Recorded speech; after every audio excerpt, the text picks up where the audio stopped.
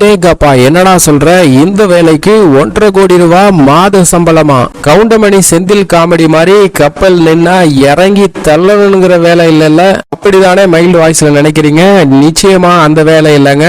இந்த லைட் ஹவுஸ்ல மெயின்டெனன்ஸ் இன்சார்ஜா இருக்கிறதுக்கு 1.5 கோடி ரூபாய் சம்பளம். என்னடா இந்த வேலைக்கு 1.5 கோடியா? அப்ப நான் அந்த வேலைக்கு கிளம்புறேன் அப்படின்னு கிளம்பிடாதீங்க. வீடியோவை ஃபுல்லா பார்த்துட்டு டிசைட் பண்ணுங்க. இது நம்ம சென்னை மெரினா பீச்ல இருக்க லைட் ஹவுஸ் மாதிரி இல்ல. கடற்கரையில இருந்து கடற்குள்ள ரொம்ப தூரத்துல இருக்கு. எவ்வளவு தூரம்னா, இந்த லைட் ஹவுஸ்ல இருந்து 70 கிலோமீட்டர் தள்ளி யூகே இருக்கு. யூகே தான் இந்த லைட் ஹவுஸ கட்டினதும்.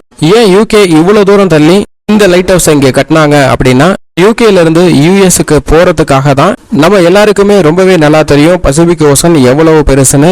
எவ்வளவு பெரிய கப்பல் போனாலும் இங்க ஏற்படுற சைக்ளோன் சூறாவளியால டைரக்ஷன் மாறி தொலைஞ்சு போறதுக்கு தான் வாய்ப்புகள் அதிகம். அதனாலதான் சுமார் 150 வருஷத்துக்கு முன்னாடியே இந்த லைட் ஹவுஸ இங்க கன்ஸ்ட்ரக்ட் பண்ணிருக்காங்க. ஏதோ ஒரு கல்லு மேல இந்த லைட் ஹவுஸ கட்டினது மாதிரி இருக்கும். ஆனா இது கல்லு இல்ல, இது ஒரு ஸ்மால் ஐலாண்ட். இது மட்டும் இல்லாம இந்த ஐலாண்ட் வேர்ல்டு கின்னஸ் புக் ரெக்கார்ட்ல வேர்ல்டு ஸ்மாலஸ்ட் ஐலாண்ட் அப்படிங்கிற இடமும் பிடிச்சிருக்கு. 1976ல இந்த லைட் ஹவுஸ்க்கு போயிட்டு வரதுக்கே ரொம்ப கஷ்டமா இருக்குன்னு இந்த லைட் ஹவுஸ் மேல ஒரு ஹெலிபேட் கொண்டு வந்து ஹெலிகாப்டர் மூலமா போய் இந்த லைட் ஹவுஸ ஆபரேட் பண்ணாங்க.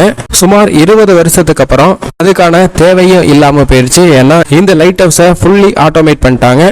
இப்ப இந்த லைட் ஹவுஸ்ல ஆள் இருக்கணுங்கிற அவசியம் இல்ல. இருந்தாலும் மெயின்டெனன்ஸ் ஒர்க் அப்படின்னா கண்டிப்பா இங்க மேன் பவர் அப்படிங்கிறது தேவைப்படுது. இந்த வேலைக்கு தான் 1.5 கோடி ரூபாய் சம்பளம். ஒருவேளை உங்களுக்கு இந்த வேலைக்கு போக ஆர்வம் இருக்கா?